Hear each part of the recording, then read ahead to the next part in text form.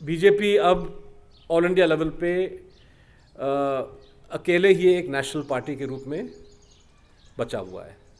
BJP को छोड़ के फ़िलहाल और आने वाले दिनों में भी कोई दूसरा नेशनल पार्टी नज़र नहीं आता कि बीजेपी की जो सियासी ताकत है अभी तक पीक लेवल तक नहीं पहुंची, अभी तक और बढ़ने की गुंजाइश है। और गोवा भी एक तरह से मिसाल है जहां पे मुख्यमंत्री खुद और 4 मिनिस्टर वहां पे उनको शिकस्त खाना पड़ा। ये अलग बात है कि ब्लेटेंट हॉर्स ट्रेडिंग को इस्तेमाल करते हुए वहाँ पे बीजेपी ने दोबारा अपनी सरकार बना दी, लेकिन एक तरह से पब्लिक मैंडेट को नेगेट करते हुए वो सरकार वहाँ पे दोबारा बीजेपी बना रहा है। Congress parties decline has not reach the lowest level possible. जब 46 मिले 2014 में, 46 से कम भी गिर सकता है वो। लेफ्ट पार्टीज़ जो है रिकवरी के दिशा में नहीं जा रहे, सोशल जस्टिस पार्टीज़ रिकवरी की दिशा में नहीं जा रहे, और बीजेपी क्योंकि रूज पे है। मैं भी कभी कभी सोचता था कि भाई मुझे निमंत्रण कब मिलेगा, मुझे मौका कब मिलेगा आने के लिए।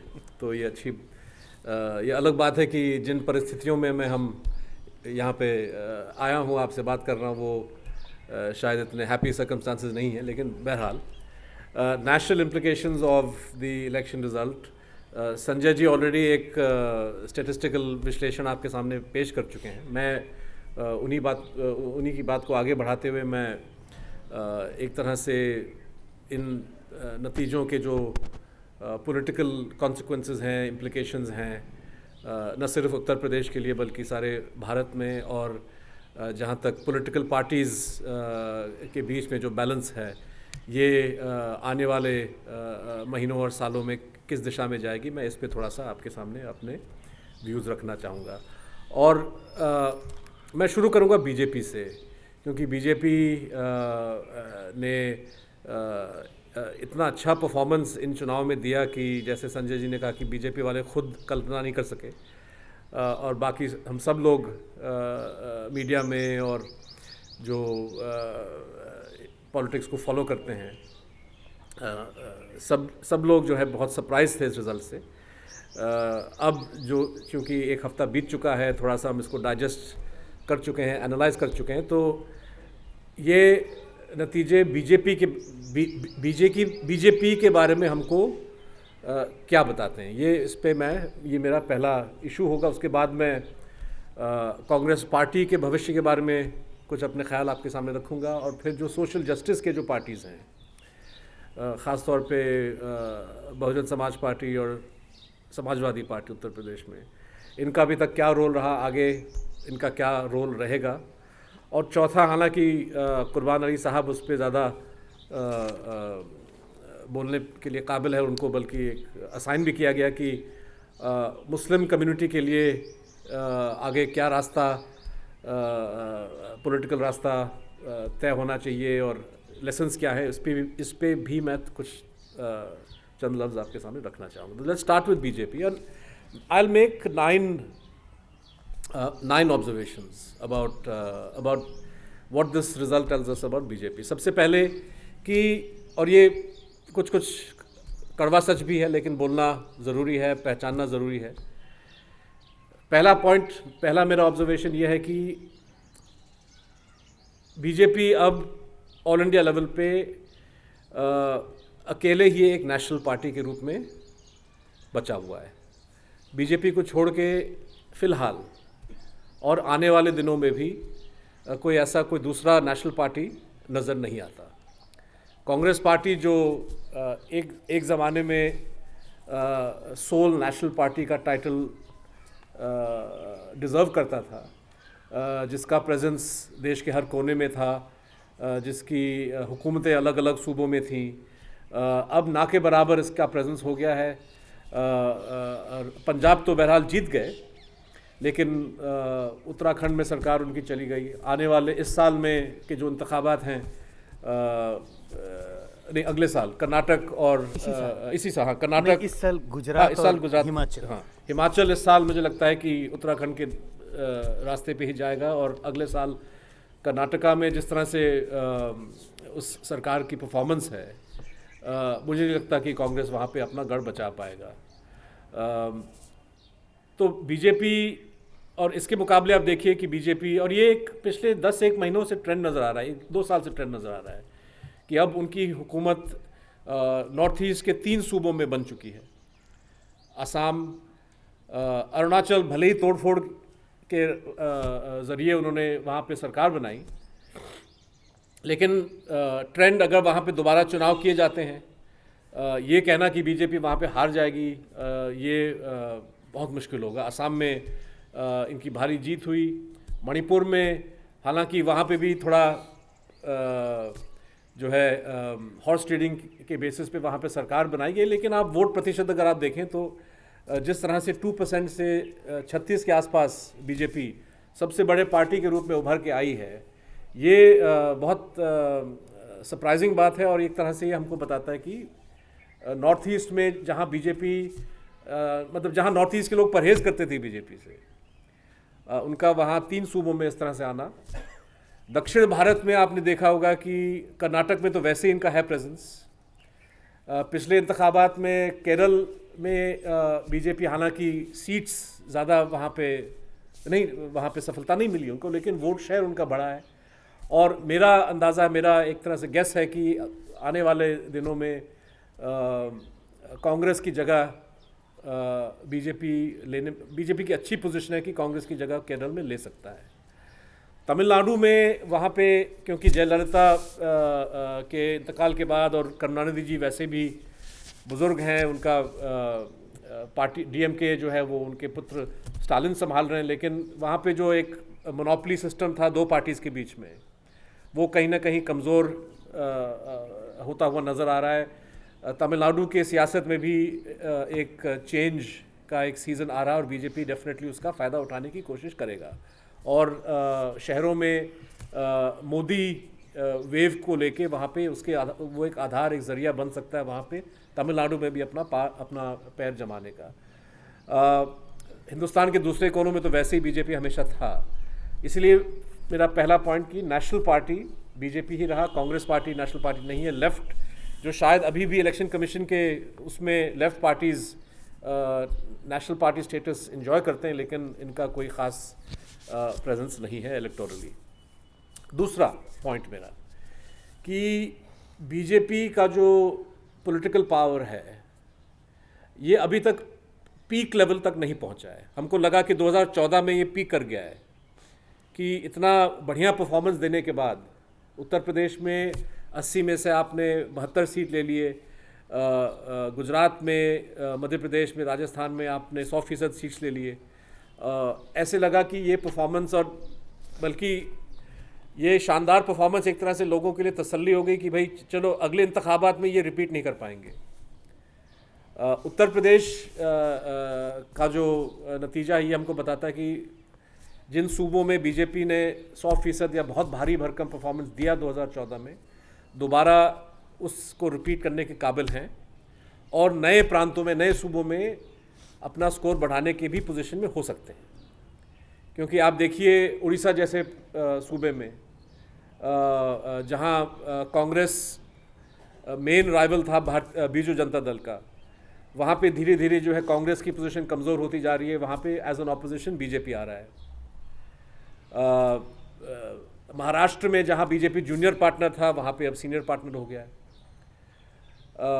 बहुत सारे ऐसे एरियाज़ हैं जहाँ पे मुझे लगता है कि बीजेपी पूरी तरह से, और मान लीजिए कि कुछ कुछ सूबों में उनका स्कोर भले ही गिरे, लेकिन बंगाल में, उड़ीसा में स्कोर बढ़ाने की गुंजाइश है। बिहार में रिपीट करना शायद अगर महागठबंधन टिका रहा, लेकिन मैं ये भी मानता हूँ कि स्टेट लेवल असेंबली इलेक्शन जो है और राष्ट्रीय स्तर पे जो चुनाव होता है इसका एक लॉजिक अलग होता है। महागठबंधन को भले ही लोगों ने बिहार की जनता ने पसंद किया हो विधानसभा चुनाव में, लेकिन लोकसभा चुनाव 2019 में क्या वो पसंद करेंगे कि नहीं, महागठबंधन होने के बावजूद क्या बीजेपी वहाँ पे परफॉर्मेंस कैसी देगी, मतलब ये इतनी आसानी से हम प्रेडिक्ट नहीं कर सकते। इसलिए मेरा ये पॉइंट कि बीजेपी की जो सियासी ताकत है अभी तक पीक लेवल तक नहीं पहुंची, अभी तक और बढ़ने की गुंजाइश है। तीसरा पॉइंट, ये तो बात आम है कि मोदी सबसे पॉपुलर लीडर हैं, इसमें कोई दो राय नहीं है। मतलब कि इनका जो पॉपुलर अपील है जब वो लोगों के बीच में जाते हैं, इनको मुकाबले देने वाला कोई नहीं है। लेकिन मेरा मानना है कि बीजेपी का जो आज इन दिनों में जो अपील, जो पॉलिटिकल अपील है लोगों के बीच में, ये सिर्फ और सिर्फ मोदी के नेतृत्व से जुड़ा हुआ नहीं है। मतलब वो मोदी एक फैक्टर है, लेकिन हम मुझे लगता है कि एक एनालिटिकल गलती करेंगे अगर हम इस चीज़ को सिर्फ मोदी से कनेक्ट करेंगे। क्योंकि अगर आप इसको कीजिएगा तो फिर आप ये कहेंगे कि चलिए 10 साल बाद, 12 साल बाद अगर मोदी की वो सेहत नहीं रही, वो पोजीशन नहीं रहा, तो बीजेपी अपने आप में कमज़ोर हो जाएगा।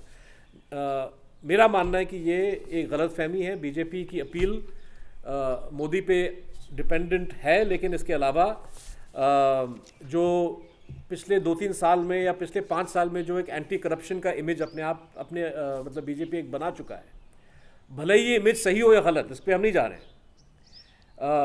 मेरे हिसाब से बहुत सारे ऐसे केसेस हैं जहाँ पे बीजेपी के नेता इन्वॉल्व हैं, जिन पे जांच होनी चाहिए, लेकिन जिन पे मीडिया का नज़र नहीं पड़ता, इसलिए ये बात आम चर्चा में नहीं आती। व्यापम स्कैम जो है मध्य प्रदेश में कुछ महीनों के लिए चर्चित थी, जब मरने वालों का कतार जो है लंबा होता गया। लेकिन इन दिनों जो है व्यापम, आप गूगल में जाके शब्द खोजिए न्यूज़, गूगल न्यूज़ में आपको नहीं मिलेगा। व्यापम के बारे में कोई बात नहीं करता, हालांकि वो मसला अभी तक हल नहीं हुआ। इन्वेस्टिगेशन अभी तक पूरी तरह से ठीक से हो नहीं रहा है, और जो दोषी लोग हैं वो नहीं पकड़े जा रहे हैं। लेकिन जहाँ तक पब्लिक में एक बीजेपी की छवि है, वो एंटी करप्शन वाली जो इमेज है, ये अभी तक बरकरार है, अभी तक मजबूत है। और मुझे लगता है कि डीमोनेटाइजेशन, नोटबंदी, जिसका कोई इकोनॉमिक लॉजिक नहीं था, बल्कि इकोनॉमिकली बहुत ही फूलिश कदम था, और ये हर कोई जो इकोनॉमिस्ट है इस चीज़ को मानता है, अगर वो ईमानदारी से इस पर आप उनसे बात करें।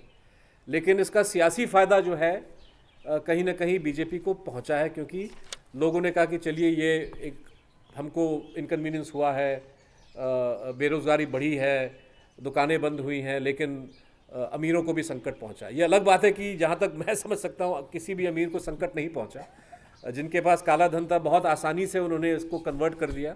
लेकिन फिर भी ये आइडिया कि नहीं, मोदी ने ऐसा कदम उठाया, अमीरों के खिलाफ एक कदम था, गरीबों के पक्ष में कदम था, ये जो है इम्प्रेशन लोगों में पहुंच गया है, जिसकी वजह से बीजेपी की एक एंटी करप्शन अपील। और आज भी लोग मनमोहन सिंह सरकार के साथ मोदी और बीजेपी की तुलना करते हैं, तो कहते हैं कि उस ज़माने में इतने सारे स्कैम्स थे, इतना सारा विजिबल करप्शन था, जिस पे मीडिया जो है काफ़ी रोशनी डालता था। आज कुछ नहीं नज़र आ रहा है। इसलिए एंटी करप्शन प्लैंक जो है, ये एक बहुत बड़ा आधार है बीजेपी की मैस अपील का। और दूसरा बीजेपी की जो अपनी फ़िरकाप्रस्त पॉलिटिक्स है, और उत्तर प्रदेश में ख़ास तौर पे मतलब जो सहाफ़ी कैंपेन में अलग अलग फेजेस को कवर कर रहे थे, उनकी रिपोर्ट्स आप पढ़ के देखिए तो सटल लेवल, कभी सटल तरीके से, कभी खुलम खुला जो है कम्युनल अपील्स किए जा रहे थे। आप देखिए कि अमित शाह जो है बार बार, मुझे उस जगह की नाम याद नहीं आ रहा, लेकिन एक जगह जहाँ पे एक रैली को संबोधित किया उन्होंने, तो जहाँ वो जाते थे वो लैपटॉप्स की बात करते थे कि भाई लैपटॉप, अखिलेश यादव की जो लैपटॉप पॉलिसी थी कि वो सिर्फ कहने के लिए तो हर स्कूली बच्चे के लिए ये स्कीम था, लेकिन सिर्फ और सिर्फ एक वर्ग विशेष को मिला, एक धर्म विशेष को मिला। मुस्लिम लफ्ज़ कभी बोलते नहीं थे, लेकिन इल्ज़ाम उनका बड़ा साफ था, और जो कहना चाह रहे थे वो मतलब उनके जो सामीन थे वो बहुत आसानी से वो बात को समझ सके। और एक रैली में तो अमित शाह ने कहा कि भाई सिर्फ एक वर्ग विशेष को मिले, आप में से किसी को नहीं मिला। ये मतलब ये एक तरह से कबूल कर रहे हैं कि भाई उनके जलसे में सिर्फ और सिर्फ एक वर्ग विशेष वहाँ पे मौजूद है, और दूसरे धर्म के लोग नहीं हैं वहाँ पे। एक सबसे बड़े पार्टी के प्रेसिडेंट का इस तरह से बयान आना, और इलेक्शन कमीशन पे चुप्पी रहना, और बार बार जो है इस बात को दोहराना बिना किसी सबूत के, मुझे लगता है कि ये एक एसेंशियल हिस्सा था बीजेपी के इलेक्शन कैंपेन में। दूसरी बात, जो बिजली और शमशान घाट और इन तमाम चीज़ों को मोदी साहब ने खुद उठाए।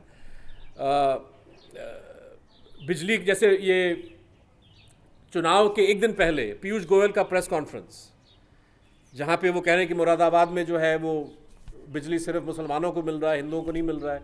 अगर ऐसा इल्ज़ाम कभी किसी ने उठाया भी और आपने जांच किया और माना कि सही पता चला, क्या वही वक्त था चुनाव के एक दिन पहले इस बात को उठाने का? मतलब ये सीधे, और मैं इस पे जा नहीं रहा हूँ कि क्या वो इल्ज़ाम सही था कि गलत। जहाँ तक मैं समझ पा रहा हूँ, जहाँ तक मैं इसको स्टडी कर चुका हूँ, इल्ज़ाम में कोई ज़्यादा दम नहीं है।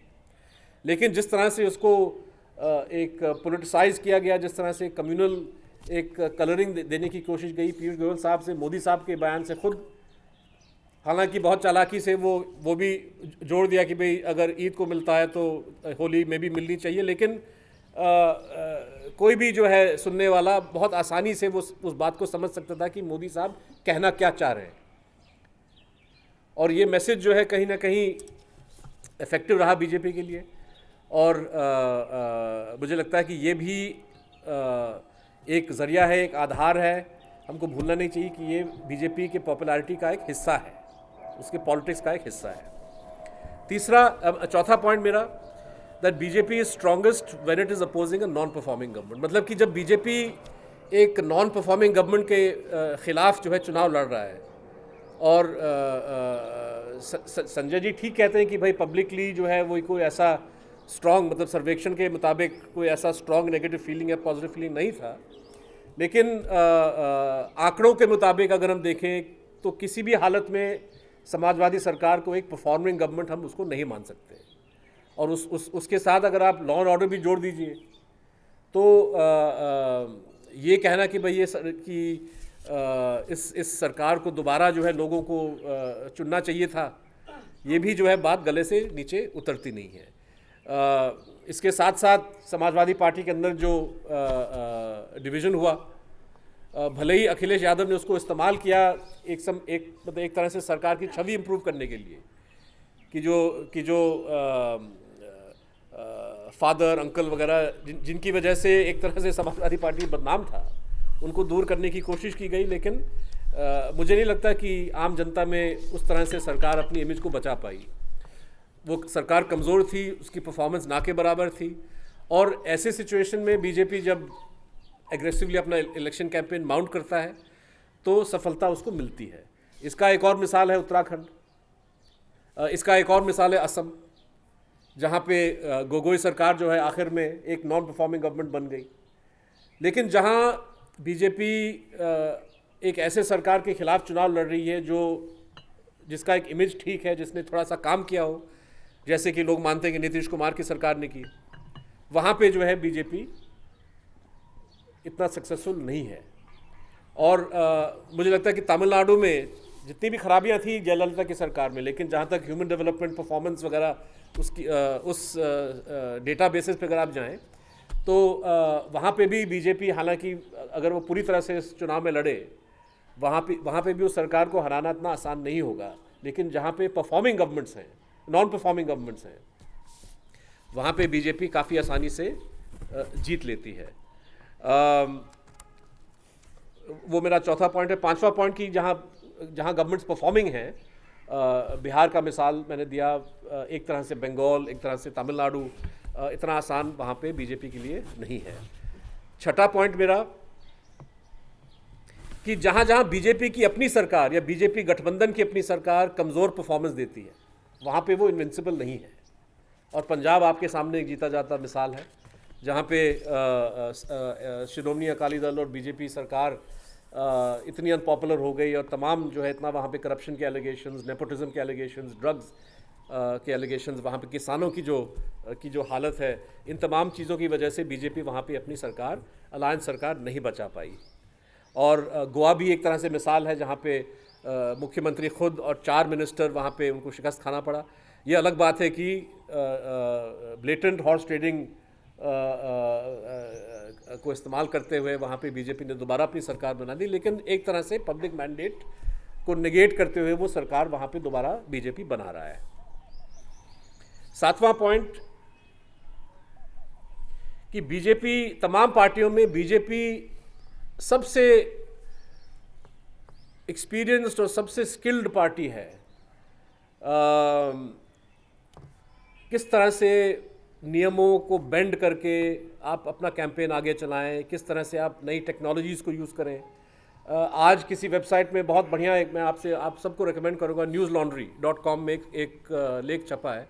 उस पत्रकार ने बीजेपी आईटी सेल के साथ थोड़ा सा वक्त गुजार के उनके व्हाट्सएप कैंपेन और आईटी कैंपेन के बारे में काफ़ी तफसील से लिखा है। तो वहाँ पे बीजेपी वाले कह रहे हैं कि हमारी स्ट्रैटेजी ये थी कि उत्तर प्रदेश के हर वोटर के मोबाइल फ़ोन पे रोज़ आप मैसेजेस से उसको भर दो, और मैसेजेस से हमारे चेहरे को वो पसंद करना शुरू करेंगे हमारे, और उसमें सांप्रदायिक मैसेजेस भी कि देखो मुसलमान क्या कर रहा है, देखो देखो, मतलब इस किस्म के जो हैं बहुत बड़े इनके मेलिंग लिस्ट और व्हाट्सएप लिस्ट थे, जहाँ पे रोज़ाना स्पेशली एज इलेक्शन केम क्लोजर आप मैसेज पे मैसेज भेज रहे हो, वहाँ पे जहर आप घोल रहे हो, लोगों की सोच में तब्दीली लाने की कोशिश कर रहे हैं, जो एक तरह से काफ़ी इफ़ेक्टिव रहा है। 2014 में हमने देखा कि किस तरह से बीजेपी ने सोशल मीडिया का बहुत अच्छा प्रयोग किया, बहुत इफ़ेक्टिव यूज़ किया, और आज भी हालांकि बीएसपी ने व्हाट्सएप यूज़ करने की कोशिश की उत्तर प्रदेश में, लेकिन बीजेपी बहुत आगे है जहाँ तक न्यू टेक्नोलॉजीज़ की अगर हम बात करें, कैंपेनिंग टेक्नोलॉजीज़ की बात करें।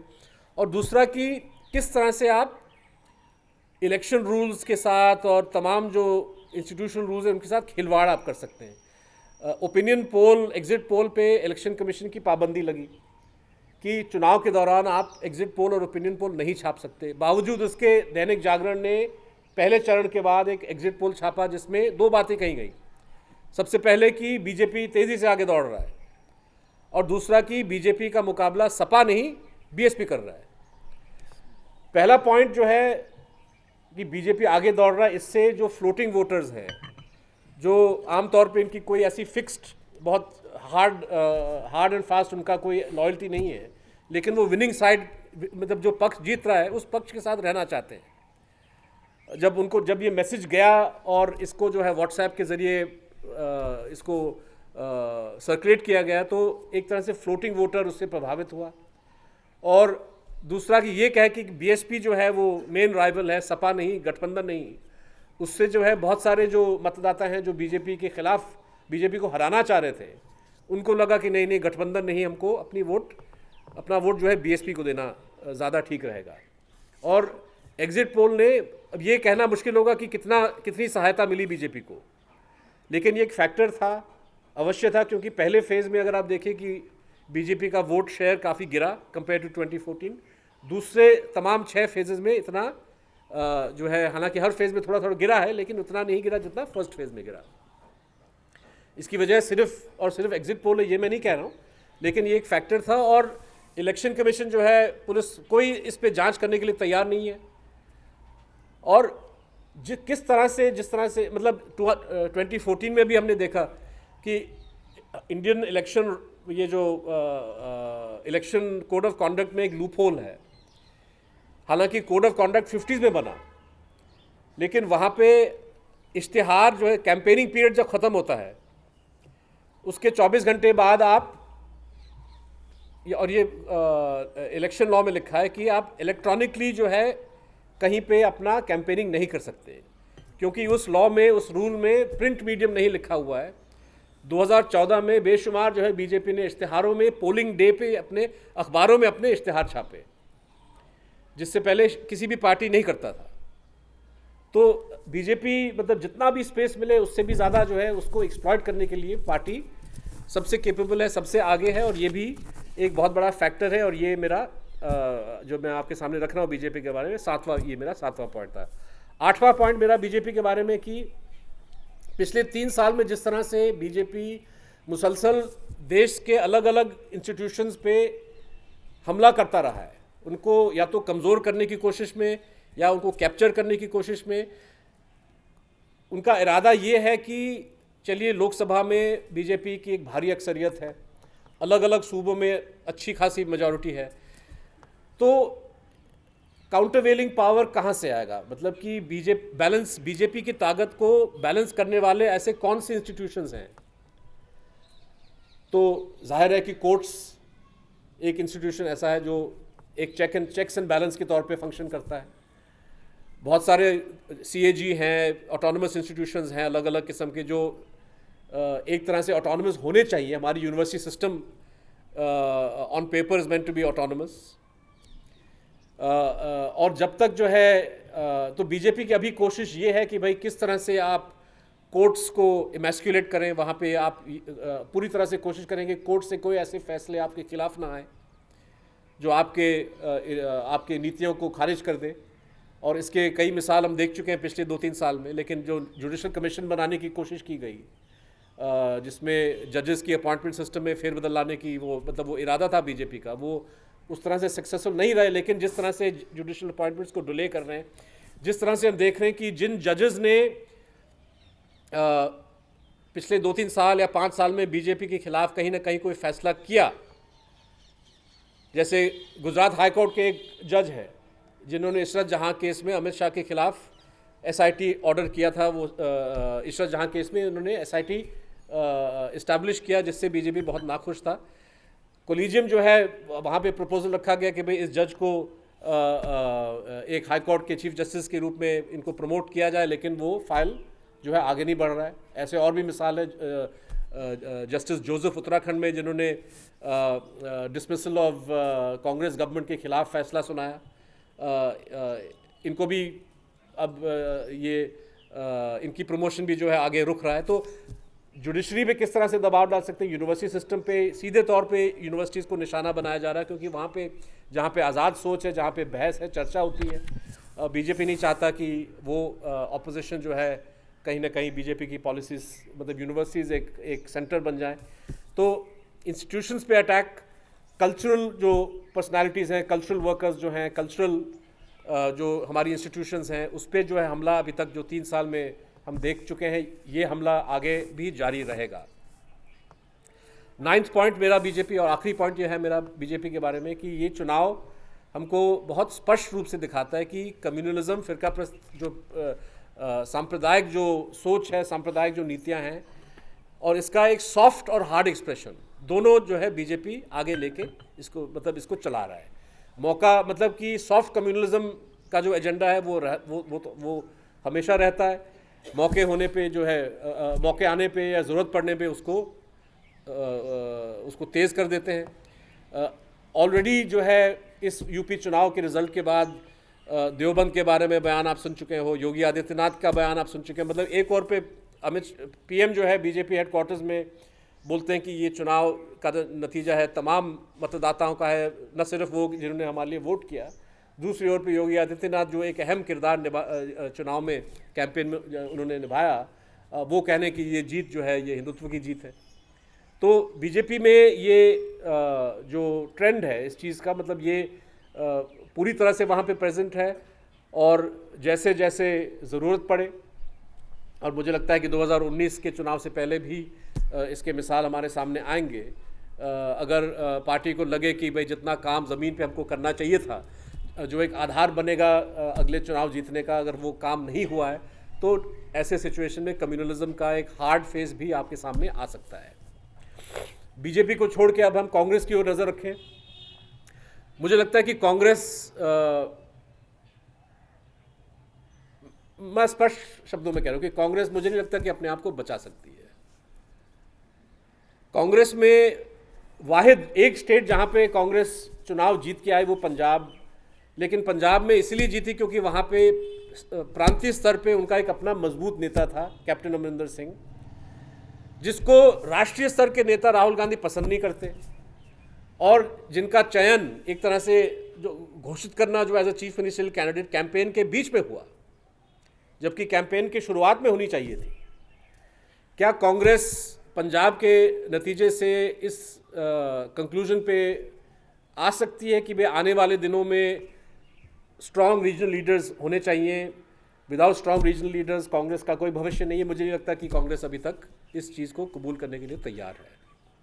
हाईकमांड कल्चर पूरी तरह से हावी है, और ये सवाल सिर्फ राहुल गांधी प्रेसिडेंट बने या ना बने, या सोनिया गांधी का क्या रोल है, इससे आगे मैं कह रहा हूँ कि कांग्रेस का जो हाईकमांड का जो कल्चर है वो नहीं चाहता कि राजस्थान में अगर कांग्रेस पार्टी फैसला करती कि तमाम जो कांग्रेस के जो कार्यकर्ता है राजस्थान में वो तय करें कि भाई उनके नेता आने वाले दिनों में उनकी अगुवाई कौन करेगा। क्या सचिन पायलट करेगा, या गहलोत साहब करेंगे, या कोई और तीसरा या कोई चौथा। कांग्रेस पार्टी के अंदर चुनाव हो, एक डेमोक्रेटिक प्रोसेस हो, वो करने के लिए आप तैयार नहीं। जब तक आप वो नहीं करोगे at the national level, at the state level, तो मजबूत आपके स्टेट लेवल लीडर्स जो पार्टी को दोबारा मजबूत बनाने का एक रास्ता हो सकते हैं, वो मुझे नहीं लगता कि कांग्रेस पार्टी करने के लिए तैयार है। विचारधारात्मक अगर उस पहलू को देखें, आइडियोलॉजिकली कांग्रेस पार्टी में कोई क्लैरिटी नहीं है, कोई स्पष्टता नहीं है। जो बयान आते हैं अलग अलग चीज़ों पे, अखलाक का अगर आप केस ले लीजिए तो कांग्रेस पार्टी में ये बहस चली कि भाई क्या राहुल गांधी को दादरी जाना चाहिए कि नहीं जाना चाहिए। क्या ये कोई बहस का विषय कभी हो सकता है कि इस देश का शहरी को इस बेरहमी से वहाँ मारा गया है, अवश्य आपको जाना चाहिए। लेकिन इस पर चर्चा होती, जेएनयू में जब कांड हुआ और छात्रों को निशाना बनाया गया, तब चर्चा हुई कि भाई राहुल गांधी वहाँ जाएं या ना जाएं। तो इस तरह से अगर आप में इतनी सियासी समझ नहीं है और इतना आप अपने विचारधारा पे सक्रिय आप नहीं हो सकते हो, स्टेटेड सो कॉल्ड आइडियोलॉजी पे, तो मुझे लगता है कि इस पार्टी का कोई सियासी मुस्तकबिल रोशन नहीं नज़र आता।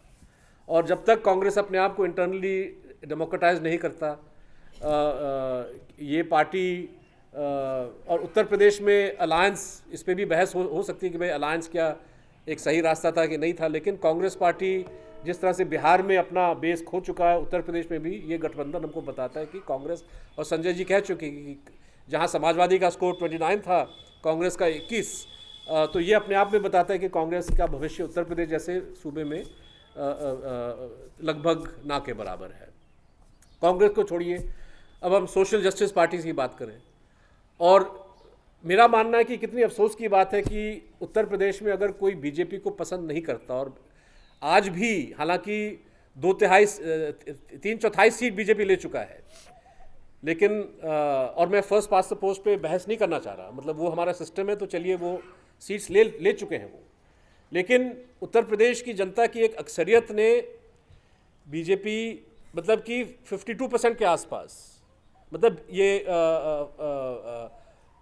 the vote share of the NDA in UP was around 46 to 48%.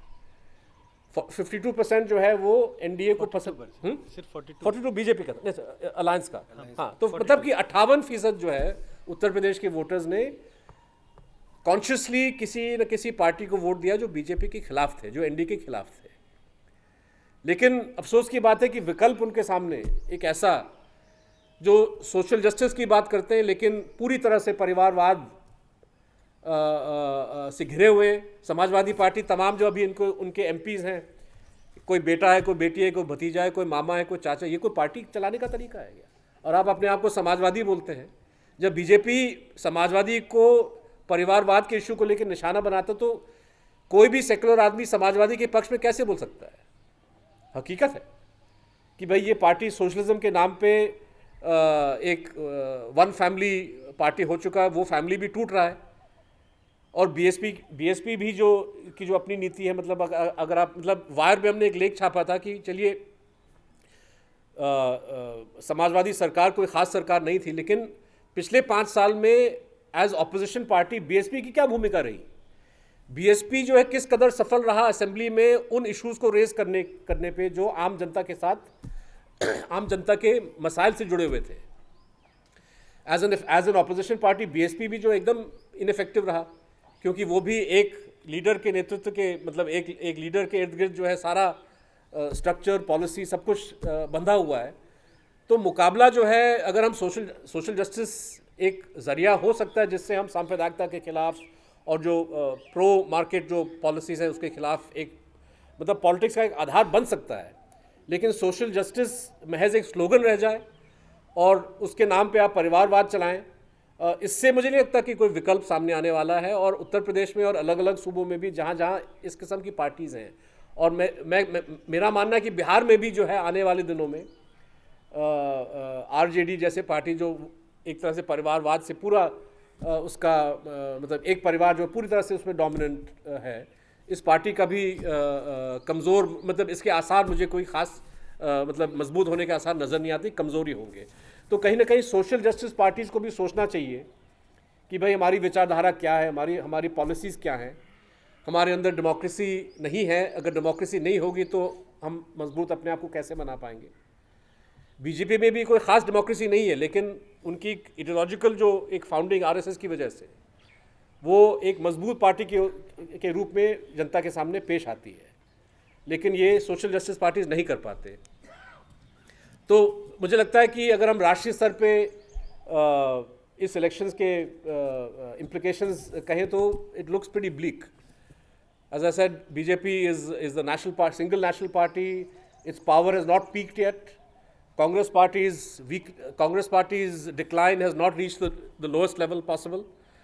जब 46 मिले 2014 में, 46 से कम भी गिर सकता है वो। लेफ्ट पार्टीज जो है रिकवरी के दिशा में नहीं जा रहे, सोशल जस्टिस पार्टीज रिकवरी की दिशा में नहीं जा रहे, और बीजेपी क्योंकि रूज पे है, तमाम जो रीजनल पार्टीज़ हैं जिनका भी नॉन कांग्रेस नॉन बीजेपी से, जैसे तृणमूल कांग्रेस हैं, आपके टीआरएस है, आपका ये तमिलनाडु के जो पार्टीज़ हैं, मुझे लगता है कि आने वाले चुनाव में ये आकर्षित होंगे बीजेपी की ओर। इसलिए आउटलुक जो है मेरे करीब मेरे नज़र से बीजेपी को फेवर करता है। लास्ट पॉइंट ये कि मुस्लिम, मतलब the dilemma for Muslim voters.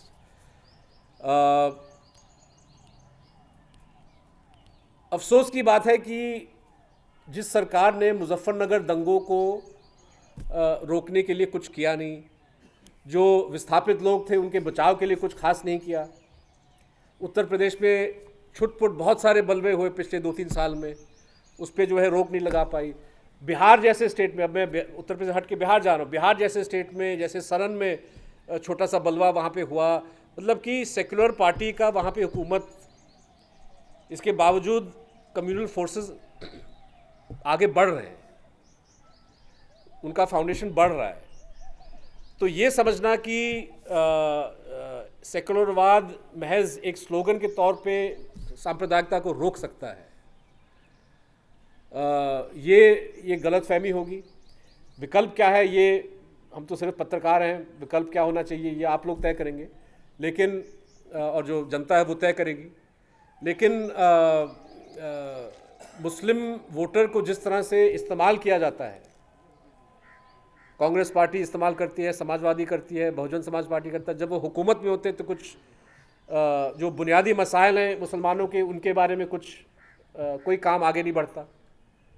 मुझे याद है मनमोहन सिंह साहब के टाइम में जब कम्युनल वायलेंस बिल की बात हुई, कम्युनल वायलेंस बिल जो है मनमोहन सिंह सरकार उसको डिफेंड नहीं कर पाई, इंट्रोड्यूस हुआ और वो क्वाइटली जो इसको वापस ले लिया गया, क्योंकि कांग्रेस पार्टी में इतनी कॉन्फिडेंस नहीं थी कि वो लोगों के सामने जाके कहे कि भाई ये बिल ज़रूरी है, क्योंकि जिस तरह से कम्युनल वायलेंस इस देश में होता है, जिस तरह से पुलिस का उसमें रोल होता है, उस पर रोक लगाने के लिए ऐसा सख्त कानून बनाना ज़रूरी है।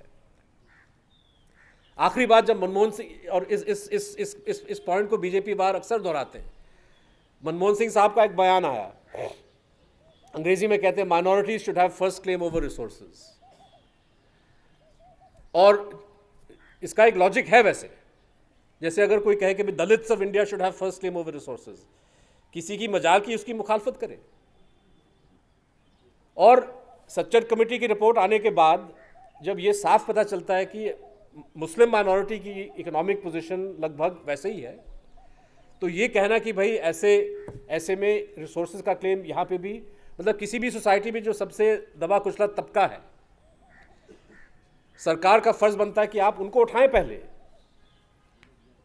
लेकिन इस बात को भी मनमोहन सिंह साहब सही तरह से रख नहीं पाए, सही तरह से डिफेंड नहीं कर पाए, और बना बनाए एक हथियार बीजेपी के हाथ में डाल दिया। तो कहीं ना कहीं सेक्युलर पार्टीज, या जो पार्टी अपने आप को सेक्युलर कहते हैं, उनकी अपनी कमज़ोरी, उनका कमज़ोर सोच, उनका लैक ऑफ कॉन्फिडेंस, ये मुझे लगता है कि एक बहुत बड़ी समस्या है इंडियन पॉलिटिक्स के सामने, कि आप विकल्प कैसे बनाएंगे जब तक आइडियोलॉजिकल क्लैरिटी आप में न हो। और ख़ास तौर पे बीजेपी देश को जिस दिशा में ले जाना चाह रही है, अगर ऐसा विकल्प जो सक्रिय हो, जो क्लियर, जिसमें क्लैरिटी ऑफ थिंकिंग हो, ऐसा विकल्प अगर सामने नहीं आता तो मुझे लगता है कि आने वाले चुनाव में भी जिस तरह से अनुमान लगाया जा रहा है 2014 का रिजल्ट दोबारा रिपीट हो सकता है। Thank you.